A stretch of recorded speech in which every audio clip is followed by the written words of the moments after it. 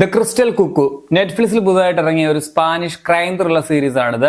Laura ആൽവേയ, Juan Miguel del കാസ്ലോ എന്നിവർ ചേർന്ന് സംവിധാനം ചെയ്ത ഈ സീരീസിനെ കുറിച്ചാണ് ഇന്ന്. കാടിനോട് അടുത്ത് ചേർന്ന് കിടക്കുന്ന സ്പെയിനിലെ ഒരു ചെറിയ ടൗൺ. അവിടുത്തെ കുറച്ച് ആൾക്കാർ, അവർക്ക് എല്ലാവർക്കും അങ്ങോട്ടും ഇങ്ങോട്ടും പരസ്പരം അറിയാവുന്നവരാണ്. ചെറിയൊരു കമ്മ്യൂണിറ്റിയാണ്. അവർക്കിടയിൽ പല കാലങ്ങളിലായിട്ട് പല ആൾക്കാരെ ഇങ്ങനെ കാണാതെ പോകുന്നുണ്ട്. ഒരു പ്രത്യേക കാരണം കൊണ്ട് ഒരു യുവ ഡോക്ടറായിട്ടുള്ള ക്ലാര അവിടെ എത്തുകയാണ്. ഒപ്പം ആ നാട്ടിലെ പഴയ കുറെ നിഗൂഢതകളുടെയൊക്കെ ചുരുളഴിയുകയും ചെയ്യുന്നതാണ് ഈ സീരീസ് പറയുന്നതെന്ന് പറയാം. ഒറ്റ വാക്കിൽ നല്ലൊരു സീരീസ് ആണിത്. എനിക്കിങ്ങനെയുള്ള ഈ മഞ്ഞും മഴയും കാടും ഒക്കെയുള്ള ചെറിയ ടൗൺ, അവിടെ ഉണ്ടാകുന്ന മിസ്റ്ററീസ്, ചെറിയ ചില ട്വിസ്റ്റുകൾ, അതിന്റെ റിവീലുകൾ, അങ്ങനെയുള്ള കഥകളൊക്കെ ഭയങ്കര ഇഷ്ടമാണ്. സോ ഞാനതുകൊണ്ട് വളരെയധികം എൻജോയ് ചെയ്ത് ആസ്വദിച്ച് കണ്ട ഒരു സീരീസ് ആണ്. ഈ കഥ പറയുന്ന ആ ഒരു മനോഹരമായിട്ടുള്ള ലൊക്കേഷന്റെ ആ ഒരു ഭംഗി കൊണ്ടും ക്യാരക്ടേഴ്സിനോടുള്ള ഒരു ഇഷ്ടം കൊണ്ടും ഒക്കെ ഒറ്റ ഇരിപ്പിൽ തന്നെ ഞാനിത് കണ്ടു തീർത്തു. എന്റെ ഒരു ടൈപ്പ് ഓഫ് സീരീസ് ആയിരുന്നു ഇതെന്ന് പറയാം. സോ പേഴ്സണലി എനിക്ക് നന്നായിട്ട് ഇഷ്ടപ്പെട്ട സീരീസ് ആണിത്. ഈ വർഷം ഇറങ്ങിയ അൺടേംഡ്, പിന്നെ ദ ഓരേ മർഡേഴ്സ്, അതിന്റെയൊക്കെ ഒരു കാറ്റഗറിയിൽ പെടുത്താവുന്ന ഒരു സീരീസ് ആണ്. അതുപോലെ ഞാൻ ഈയിടെ റിവ്യൂ ചെയ്ത ഫ്രഞ്ച് പടം 3 Days and a Life, പിന്നെ നമ്മുടെ ബാഹുൽ രമേശ് എഴുതുന്ന ആനിമൽ ട്രിലജി ഒക്കെ ഉണ്ടല്ലോ, അതായത് കിഷ്കിന്ധ കാണ്ഡം, അത് കഴിഞ്ഞ് കേരള ക്രൈം ഫയൽസ് 2,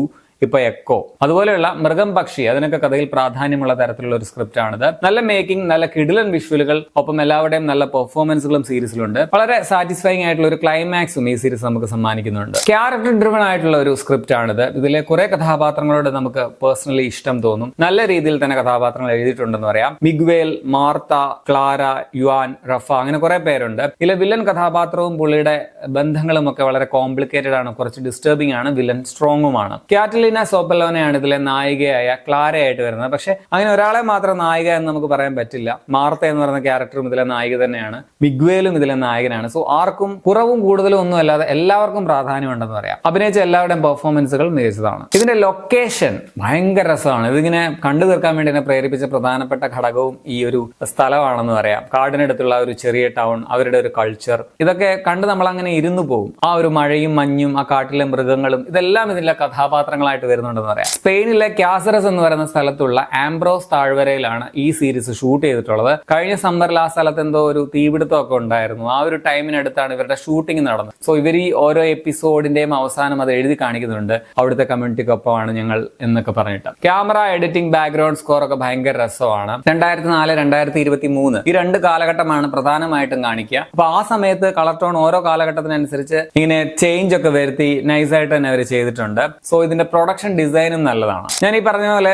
ഈ 2 ടൈം ലൈൻ കഥയിലുള്ളതുകൊണ്ട്, അതായത് 2004 കാണിക്കുന്നുണ്ട്, 2023 കാണിക്കുന്നുണ്ട്. സോ ഈ ക്യാരക്ടേഴ്സും കഥയും തമ്മിൽ നമുക്കൊന്ന് ഫോക്കസ് ചെയ്യാനായിട്ട് ഒരു ബുദ്ധിമുട്ട് ചിലർക്കെങ്കിലും ആദ്യമൊക്കെ തോന്നാൻ സാധ്യതയുണ്ട്. പക്ഷെ കുറെ കഴിയുമ്പോഴത്തേനും ഒരു എപ്പിസോഡ് 3 ഒക്കെ കഴിയുമ്പം അത് ശരിയാകും കേട്ടോ. പിന്നെ ഇതൊരു ഭയങ്കര പുതുമ എന്നൊന്നും നമുക്ക് പറയാൻ പറ്റില്ല. ഇതുപോലത്തെ കഥകളൊക്കെ നമ്മൾ കണ്ടിട്ടുണ്ട്. കുറേയധികം ത്രില്ലർ സിനിമകളും സീരീസുകളും ഒക്കെ കണ്ടിട്ടുള്ളവർക്ക് ഇത് അവർ കുറെ തവണ എക്സ്പീരിയൻസ് ചെയ്ത ഒരു ടൈപ്പ് കഥയും കഥാപശ്ചാത്തലവും ഒക്കെ ആയിട്ട് തോന്നും. ക്ലൈമാക്സിലൊക്കെ കുറെ കാര്യങ്ങളും ക്ലീഷേ സംഭവങ്ങളായി പോയി എന്ന് പറയാം. ഇപ്പം ആരാണ് വില്ലന്റെ കയ്യിൽ അകപ്പെട്ടു പോവുക എന്നുള്ള ഒരു ചില സ്ഥിര ഐറ്റംസ് വരുന്നുണ്ട്. എങ്കിലും എനിക്ക് എന്തോ ഇതിന്റെ കഥ കൊണ്ട് നിർത്തിയ ഭാഗമൊക്കെ ഭയങ്കരമായിട്ട് ഇഷ്ടപ്പെട്ടു. പ്രത്യേകിച്ച് ആ ലാസ്റ്റ് സീൻ, അത് ഭയങ്കര രസമുണ്ടായിരുന്നു. സോ ഞാൻ നന്നായിട്ട് ആസ്വദിച്ച് അത്യാവശ്യം ത്രില്ലടിച്ചൊക്കെ തന്നെ കണ്ടു തീർത്ത ഒരു സീരീസ് ആണിത്. മൊത്തത്തിൽ ഒരു നല്ല ഡീസന്റ് ക്രൈം ത്രില്ലർ സീരീസ് ആണ് ദ ക്രിസ്റ്റൽ കുക്കു.